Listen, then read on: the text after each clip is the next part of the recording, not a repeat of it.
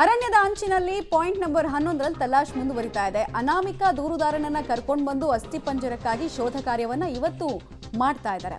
ಕಾರ್ಮಿಕರು ಮತ್ತು ಹಿಟಾಚಿನ ಬಳಸಿ ಶೋಧ ಕಾರ್ಯ ಆಗ್ತಾ ಇದೆ. ಪಾಯಿಂಟ್ ನಂಬರ್ 11, 12, 13ರಲ್ಲಿ ಶೋಧವನ್ನ ಎಸ್ಐಟಿ ಟೀಮ್ ನಡೆಸ್ತಾ ಇದೆ.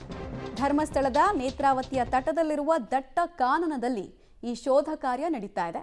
ಬಟ್ ಇಲ್ಲಿ ತನಕ ಯಾವುದೇ ಮೇಜರ್ ಲೀಡು ಅಂದರೆ ಇಡೀ ಪ್ರಕರಣಕ್ಕೆ ಹೊಸ ದಿಕ್ಕು ಮತ್ತು ಒಂದು ಹೊಸ ಆಯಾಮ ಕೊಡಬಲ್ಲಬಹುದಾದ ಸಾಕ್ಷಿಗಳು ಸಿಕ್ಕಿಲ್ಲ.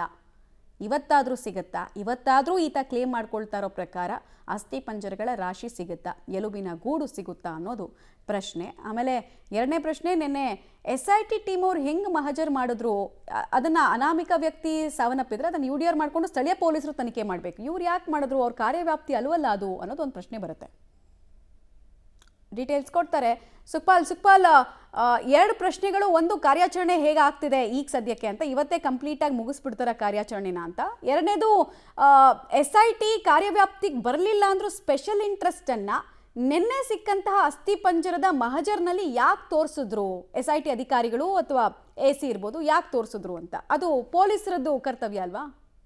ಖಂಡಿತ ಮಮತಾ, ನಿಮ್ಮ ಮೊದಲ ಪ್ರಶ್ನೆಗೆ 11ನೇ ಪಾಯಿಂಟ್ ಏನಿದೆ ಇಲ್ಲಿ ಕಾಣ್ತಾ ಇದೆ, ಅದು ಈಗ ಉತ್ಖನನ ಕೆಲಸ ಆರಂಭ ಆಗಿದೆ. ಸುಮಾರು 3 ರಿಂದ 4 ಅಡಿಯಷ್ಟು ಆಳಕ್ಕೆ ಹೋಗಿದ್ದಾರೆ. ಮಾಮೂಲಿಯಂತೆ ಉದ್ದಕ್ಕೆ 6 ಅಡಿ ಮತ್ತು ಅಗಲಕ್ಕೆ 5 ಅಡಿಯನ್ನು ಮೊದಲಿಗೆ ಮಾರ್ಕ್ ಮಾಡಿಕೊಂಡು ಓಪನ್ ಮಾಡಿರುವಂಥದ್ದು. ಈಗ ಆಳಕ್ಕೆ ಸುಮಾರು 4 ಅಡಿವರೆಗೂ ಹೋಗಿದ್ದಾರೆ. ಈವರೆಗೂ ಯಾವುದೇ ರೀತಿಯಾದಂಥ ಕಳೆ ಬರಹಲು ಪತ್ತೆ ಆಗಿಲ್ಲ. ಅದರ ಜೊತೆಗೆ ಇದರ ಪಕ್ಕದಲ್ಲೇ ಇರುವಂಥದ್ದು 12ನೇ ಪಾಯಿಂಟ್. ಈ 11ನೇ ಪಾಯಿಂಟ್ ಆದ ಬಳಿಕ ಇಲ್ಲೇನು ಸಿಗದೇ ಇದ್ದರೆ ಇಲ್ಲಿರುವಂಥ ಪಾಯಿಂಟ್ ಏನಿದೆ ಈ ಒಂದು ಮರದ ಸಮೀಪದಲ್ಲಿ, ಇಲ್ಲಿ 12ನೇ ಪಾಯಿಂಟ್ ಇರುವಂಥದ್ದು. ಆ ಪಾಯಿಂಟ್ನಲ್ಲಿ ಇವತ್ತೇ ಉತ್ಖನನ ಖಂಡಿತವಾಗಿಯೂ ಮಾಡ್ತಾರೆ. ಆ ಬಳಿಕ ಇರುವಂಥದ್ದು ದೂರದ ನೇತ್ರಾವತಿ ಸ್ನಾನಘಟ್ಟ ಏನಿದೆ, ಆ ಸ್ನಾನಘಟ್ಟದ ಕೊನೆಯ ಭಾಗದಲ್ಲಿರುವಂಥದ್ದು 13ನೇ ಪಾಯಿಂಟ್. ಹಾಗಾಗಿ ಆ 13ನೇ ಪಾಯಿಂಟ್ಗೂ ಇವತ್ತೇ ಉತ್ಖನನ ಮಾಡಬೇಕು ಅನ್ನುವಂಥ ಪ್ಲ್ಯಾನ್ ಮಾಡ್ಕೊಂಡಿದ್ದಾರೆ. ಈ 2 ಪಾಯಿಂಟ್ಗಳಲ್ಲಿ ಏನಾದರೂ ಸಿಗದೇ ಇದ್ದರೆ ನೇರವಾಗಿ ಅಲ್ಲಿಗೆ ಮೂವ್ ಅನ್ನು ಹಾಕ್ತಾರೆ.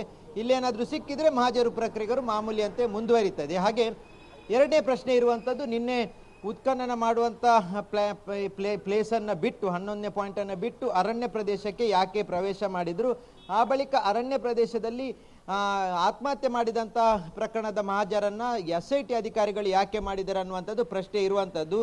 SIT ಅಧಿಕಾರಿಗಳು ನಿನ್ನೆ 11ನೇ ಪಾಯಿಂಟಿಗೆ ಬಂದಂಥ ಸಂದರ್ಭದಲ್ಲಿ ಇದೇ ಪಾಯಿಂಟಲ್ಲಿ ಉತ್ಖನನ ಮಾಡಬೇಕು ಅನ್ನುವಂಥ ಪಟ್ಟು ಹಿಡಿದಿದ್ರು.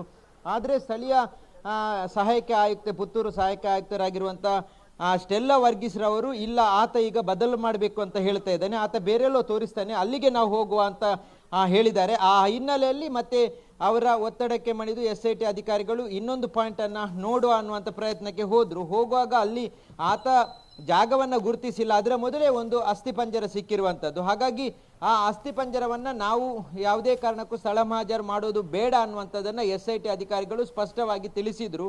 ಆದರೆ ಸ್ಟೆಲ್ಲಾ ವರ್ಗೀಸ್ ರವರು ಏನು AC ಇದ್ದಾರೆ, ಅವರು ಇಲ್ಲ ಇದರ ಮಹಾಜರು ಮಾಡಬೇಕು, ಇದು ಈ ಪ್ರಕರಣಕ್ಕೇ ಸೇರುತ್ತೆ ಅನ್ನುವಂಥದ್ದನ್ನು ಹೇಳಿದ್ದಾರೆ. ಅವರು ಯಾವ ಆಧಾರದಲ್ಲಿ ಹೇಳಿದ್ದಾರೆ ಅನ್ನುವಂಥದ್ದು ಇನ್ನೂ ನಿಗೂಢವಾಗಿರುವಂಥದ್ದು. ಯಾಕಂತ ಹೇಳಿದರೆ ಆತ ಹೇಳಿರುವಂಥದ್ದು ನಾನು ಎಲ್ಲವನ್ನ 20 ವರ್ಷದ ಹಿಂದೆ ಹೂತಾಕಿದ್ದೇನೆ ಅನ್ನುವಂಥದ್ದು. ಆದರೆ ಇದು ಸಿಕ್ಕಿರುವಂಥ ಅಸ್ಥಿಪಂಜರ ಏನಿದೆ ಅದು ಸುಮಾರು 1.5 ವರ್ಷದ ಒಳಗೆ ಇರುವಂಥ ಅಸ್ಥಿಪಂಜರ. ಅದರಲ್ಲಿ ಮಾಂಸಗಳು ಪತ್ತೆಯಾಗಿದೆ, ಆತನ ಮಾಂಸಗಳು ಇನ್ನೂ ಕರಗಿ ಹೋಗಿಲ್ಲ.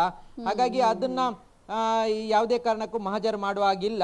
SIT ಅಧಿಕಾರಿಗಳು ಇದನ್ನು ಸ್ಪಷ್ಟಪಡಿಸಿದ್ದಾರೆ. ಸ್ಥಳೀಯ ಠಾಣೆಯವರು ಬಂದು UDR ಪ್ರಕರಣ ಮಾಡಬೇಕು, ಜೊತೆಗೆ ಆತ ಯಾರು ಅನ್ನುವಂಥದ್ದನ್ನು ಪತ್ತೆ ಹಚ್ಚಬೇಕು, ಅದನ್ನ FSLಗೆ ಕಳಿಸಬೇಕು. ಆದ್ರೂ ಯಾವುದೇ ರೀತಿಯಾಗಿ ಕೇಳದೆ ಈಗ ಇದನ್ನ ಮುಂದುವರಿಸಿರುವಂಥದ್ದು. ಜೊತೆಗೆ ಇದನ್ನ 14ನೇ ಪಾಯಿಂಟ್ ಅಂತಾನೂ ಗುರುತಿಸಿದ್ದಾರೆ ಮಮತಾ.